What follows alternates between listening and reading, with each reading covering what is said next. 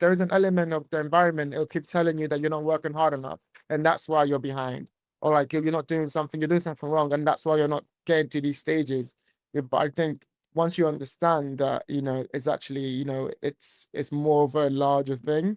Austerity is involved, and there's all these kind of futures, and there's economic factors, which is, before your time. It gives you some sort of context. And I think that's why I wanted to kind of get into this conversation and give a little bit of that context. We've talked a lot about austerity, but we've not kind of like defined it and explained it for someone who doesn't understand it. Could we go there a bit? Like, what is austerity, and like how did it affect my generation? Yeah, absolutely. Thank you. So earlier when I mentioned what austerity was, I actually missed an important bit out, so I'm glad you've asked. So austerity kind of has the two definitions that I think really interconnect. So one, if you flip open a dictionary, it will tell you that austerity is the cutting of public expenditure to pay off a state debt. So it's where a national government is indebted, in this case, indebted to the international community, and needs to pay it off in order to settle its finances. I could go on forever about how it's not like a household finance, the way that it's talked about, but I won't. So that's kind of the basic idea. And to do that, it would cut the things that it spends money on. So it would cut things like, all the public services. But there's a political choice about which ones they cut. And then austerity is also described as a condition of severe simplicity and self-restraint. So it is also acknowledged as being like a personal condition of cutting back.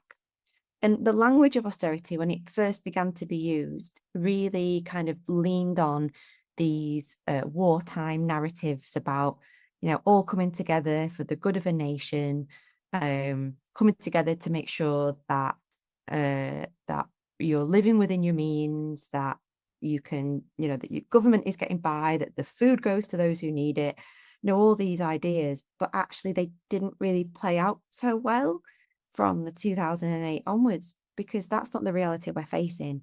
And that the austerity from wartime was followed by a massive prosperity boom, right? We talk about the boomer generation, and that's because of the experiences they had, the things they had access to, the culture, the life for many people, not everyone. But that's not where we are now. So our period of austerity hasn't experienced this huge boom afterwards. It's actually slid. So the way I approach austerity is kind of trying to keep those two things holding them. But I also look at it as everyday austerity. I look at it through a lens of everyday life, and particularly through friendships, family, and what I call intimate relations. So the way that through my work, the way I look at it, I understand how austerity is shaped everyday relationships in all sorts of ways. So it can create extra bonds, but it can also create extra tensions.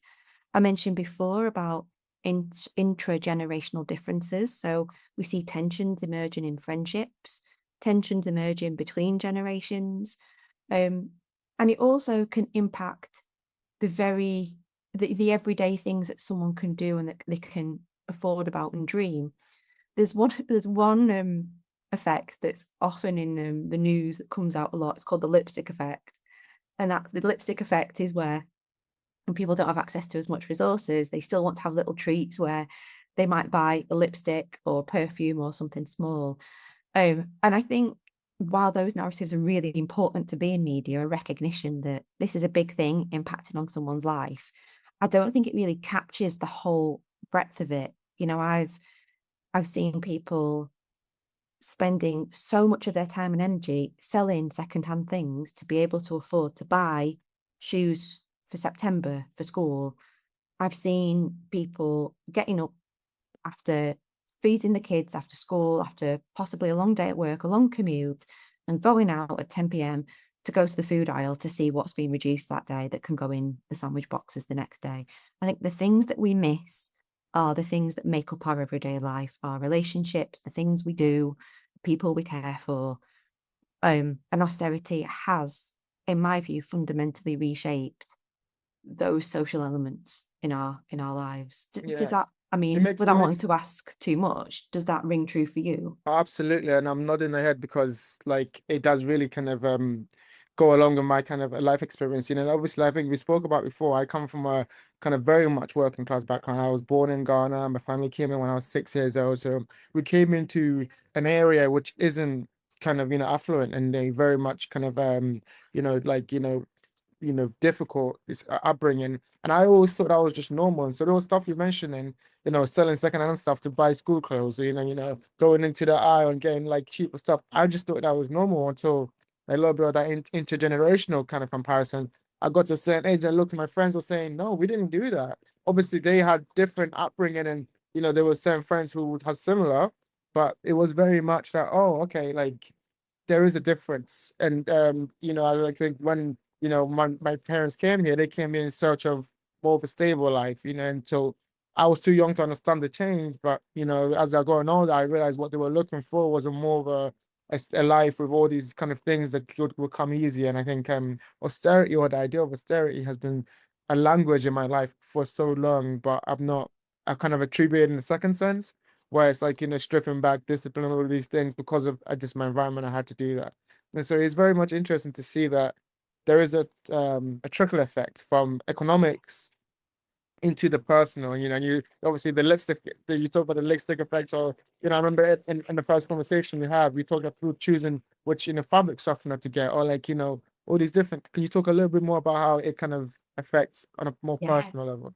absolutely. I mean, the best thing I can do as well is to direct people to our digital exhibition. So we're using 12, so with the over 100 stories we had, we picked out 12, four from each country that we felt really kind of encapsulated a lot of the stories that we heard from people during our project. And so they're on an online exhibition that I'll share a link with you for. And you can listen to those stories, you can listen to people talk about their lives. And the things that really strike me are when and this is where the humbleness comes from that we might talk about, that people talk about one day in life being able to afford a better fabric softener, getting older and still having all your teeth, um, being able to afford to put petrol in the second-hand car you've been able to afford. So a lot of people don't talk about a big thing. They talk about, being able to afford your heating and energy bills. These are things that in one person might see as a basic right. And actually, these are the dreams that a lot of young people have. And I think the other thing I was going to say was that I don't think we often connect this enough either, which is the feeling for a lot of young people of being isolated in these issues and not knowing it if it affects others, is because austerity has the effect of isolating people, and it does it very well. So it individualizes the problem to a person or a group of people that might be related, right? So household or family of choice. It isolates that to you. So you feel it on a day to day. But the condition of austerity, that means you might not be able to go out more, connect. You don't have the energy to do extra things. You work shifts that mean you don't see people. You've got care work to have to do. So all these things mean that you are less likely to connect with people, right? So you're right to feel alone in it because it's made you feel alone. And years ago, not that long ago, actually, a few years ago, I had the pleasure of examining a PhD by Kate Harrison, and she was at the University of Southampton at the time. And her work was on the role that austerity has in shaping protest. And she found that people's ability to protest, not just to have the time, but to have the physical and emotional energy to engage with an issue and protest, is part of the problem. And we don't see that anymore. We don't see anti-austerity protests. We don't see protests all that often about these issues, whereas we once did. And I think part of it is because that the austere condition in our daily lives affects us in that way. So I think it's important to say that, yeah, it affects the things we can buy, afford, and do, but it also just affects our ability to connect as well. It really is a vicious cycle. You mentioned humble dreams, and I do want to like talk a little bit more about that. So the term humble dreams, where did that phrase come from?